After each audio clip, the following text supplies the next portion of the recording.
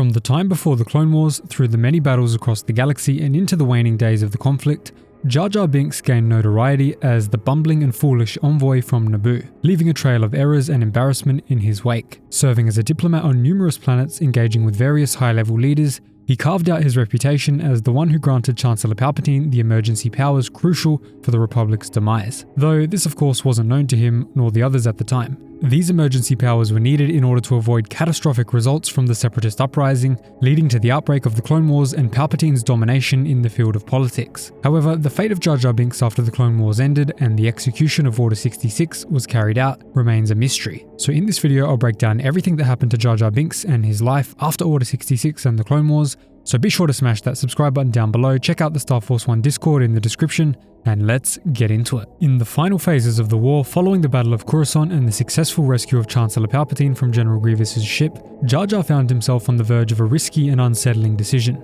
although this was unknown to him at the time. Aligning with a faction of well-respected politicians and senators, Jar Jar participated in presenting Palpatine with a significant document. This petition, formulated mere days before this meeting by a coalition of senators named the Delegation of 2000, urged Palpatine to relinquish his emergency powers, initially proposed by Jar Jar Binks himself, as the war approached its conclusion. Additionally, it called for the immediate abolition of the position of Moff, recently reinstated by Palpatine after centuries of disuse. These senators saw an immediate end to the war, and since it appeared to be concluding, they wanted to ensure that any laws and powers associated with it were removed once and for all. Being part of the Delegation of 2000 posed significant risks for the senators, putting them in complete, unavoidable danger, all from an attempt to do a good thing and keep the galaxy safe. Essentially, they unknowingly handed Palpatine a detailed breakdown of the people who opposed his rule, which later served as a hit list, enabling him to systematically eliminate his adversaries after transforming the Republic into the Galactic Empire. The majority of the delegation strongly and vocally opposed prolonging the war and held deep concerns about the fate of democracy in the Republic. Concerns which,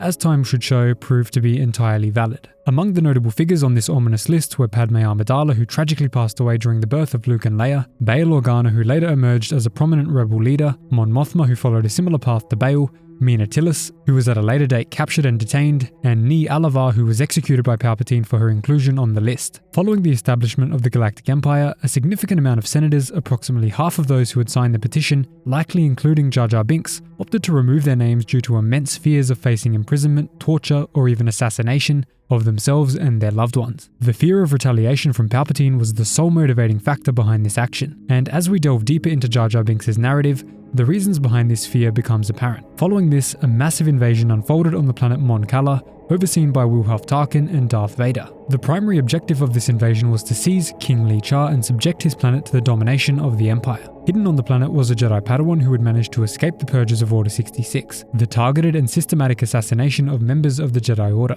Alongside a group of fellow survivors, he took up the role of their teacher, determined to preserve the Jedi Order and its teachings despite his youth. It was a very ambitious but noble goal, one which other Jedi also pursued, such as Cal Kestis and later Luke Skywalker. This resilient and intelligent Jedi Padawan named Ferren Barr faced a formidable challenge when Vader successfully invaded the planet. Discovering the Padawan's location, Vader dispatched a team of Inquisitors and clone Purge troopers to eliminate him. The Inquisitorius were a group of former Jedi who were trained in the dark side of the Force by Darth Vader himself, and their sole task was hunting down and defeating survivors of Order 66. Unexpectedly, however, Ferren Barr, showcasing his unique thinking and genius, employed a Jedi mind trick, turning the clone troopers against their own Inquisitors, triggering a self-execution of Order 66. Seemingly, there was an oversight in the clones' programming, as Barr informed them that despite their allegiance to the Empire, the Inquisitors were still Jedi who needed to be eliminated just like him. This resulted in a crazy situation where the clones turned against the Inquisitors, opening fire on them as enemies, which ended up in the 10th brother, a former friend of Mace Windu known as Proset Dibs,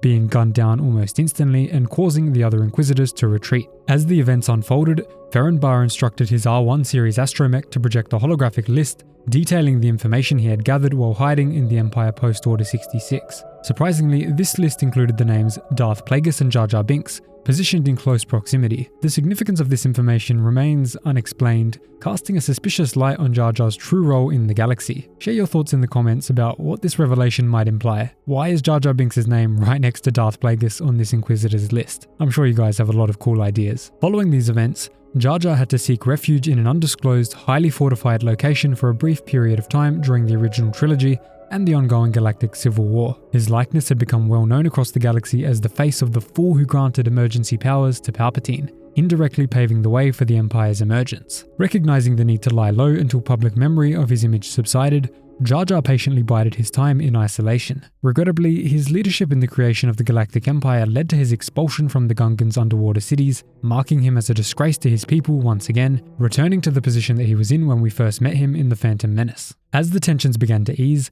Jar Jar managed to reintegrate into some feeling of normalcy. However, the only life available to him by this point was a bleak existence in the streets of Naboo. Devoid of any friends and with absolutely no respect from the populace, he found himself engaged in the daily struggles for survival amidst the other destitute and struggling residents of Naboo.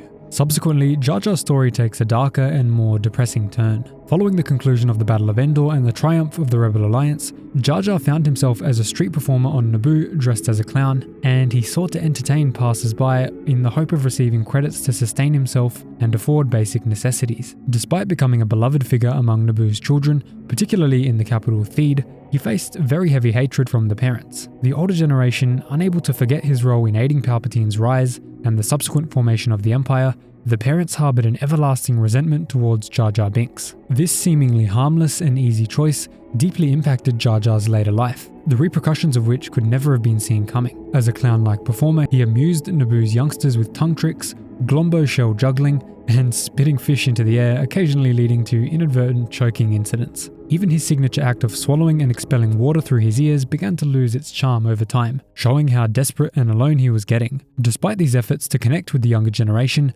Jar Jar remained an outcast among the general citizens, finding solace only in his dwindling collection of silly tricks. Jar Jar's luck, however, took a positive turn when he encountered a young boy named Marpo while entertaining in Theed, the capital of Naboo. Marpo was a resident of a nearby orphanage and took advantage of the opportunity to explore the capital for the day. Approaching Jar Jar, Marpo made visible the vivid red burn marks covering his frail body, a consequence of a devastating Imperial fire raid on his mid-rim home. Due to these disfiguring burns, the other children on Naboo shunned him, and sadly, no parents were willing to adopt him, labeling him a monster. After hearing Marpo's heart-wrenching tale, Jar Jar showcased some of his most captivating tricks, talking to the boy about his own life and origins. Marpo shared the tragic story of his family and the fire raid, moving the Gungan to tears. Jar Jar formed a connection with the boy as they both experienced exile and rejection from their respective communities. Disclosing his own status as a Gungan outcast, Jar Jar explained that many believed he had contributed to the creation of the Empire, a claim which he never went out of his way to confirm. Marpo confided in Jar Jar, acknowledging that everyone in Naboo identified him as the sole reason for Palpatine's ascent to power. The blame rested squarely on Jar Jar's shoulders in the eyes of the orphanage residents, teachers, shopkeepers, essentially the entire community on Naboo. But after a personal conversation with Jar Jar, Marpo realized that the blame wasn't really rightfully placed on him and that he was a good but clumsy soul. Encouraging Jar Jar not to abandon his passions, Marpo insisted that brighter opportunities awaited him. This heartfelt moment marked a beautiful connection between Jar Jar and the young boy. Eventually moved, Jar Jar decided to adopt Marpo when nobody else would. Promising to impart the art of clownery onto him, Marpo officially became Jar Jar's clown apprentice, and Jar Jar committed to teaching him the nuance of clownery rather than the dark side. Although if you look at this boy, his scars resemble someone else from the sequel trilogy, so you let me know what you think of that in the comments down below. Following the adoption of his new apprentice, Jar Jar's reputation echoed through the galaxy once again. A peculiar rumor gained momentum suggesting that Jar Jar was in fact Darth Vader. Feel free to share your jokes in the comments down below, I'm sure that made you all laugh. And years later, after Jar Jar Binks and most living beings from his time had passed away, the Book of the Wheels recognized him as a significant historical figure in the Galactic Republic. While hailed as a courageous warrior during the Clone Wars, Jar Jar's positive contributions were overshadowed by his role in the downfall of democracy and the Republic, resulting in his exile. Unfortunately, the Book of the Wheels deemed Jar Jar's mistakes outweighing his good choices, attributing the outcome to forces beyond his control. This encapsulates Jar Jar Binks' post-Clone Wars and Order 66 journey. I really hope you enjoyed that honestly pretty sad and pretty dark story of Jar Jar Binks. If you did, hit the subscribe button, leave a like, join the Star Force 1 Discord in the description, and I'll see you in the next video. If you made it this far, drop a thank Mr. Jar Jar in the comments down below.